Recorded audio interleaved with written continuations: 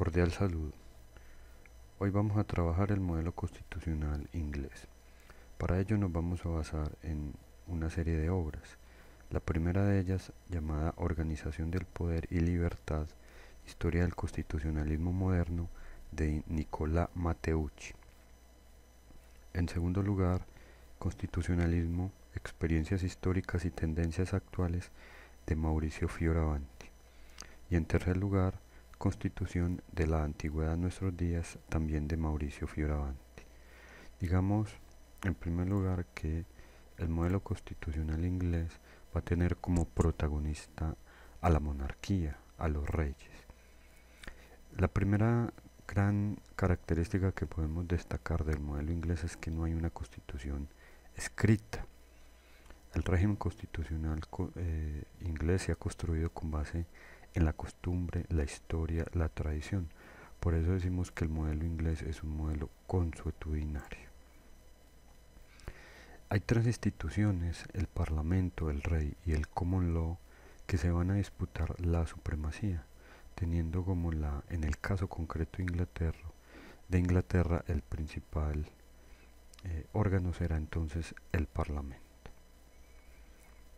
Como características generales del régimen inglés, podemos decir o reiterar lo que acabamos de pronunciar respecto a que se da el triunfo del Parlamento, y por eso hablamos en Inglaterra de la soberanía del Parlamento, soberanía parlamentaria, lo que lleva a que sea el órgano más importante desde el punto de vista político.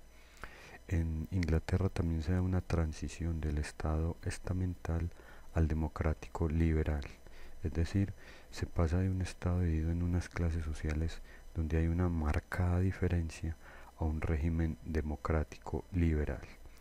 Y en tercer lugar se da la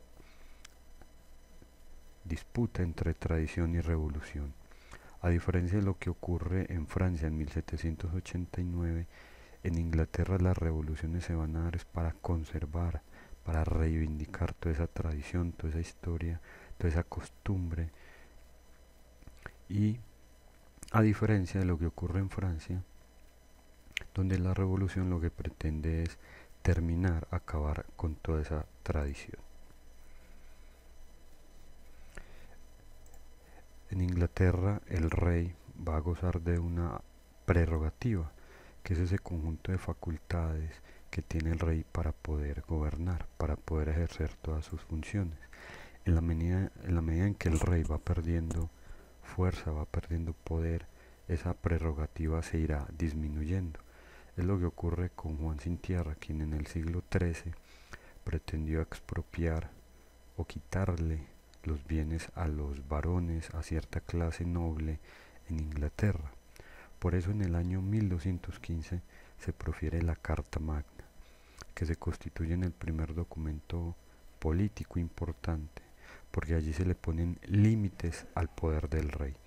Esa es la importancia de esta Carta Magna, porque es por primera vez en la historia se empieza a hablar de límites claros al poder del rey.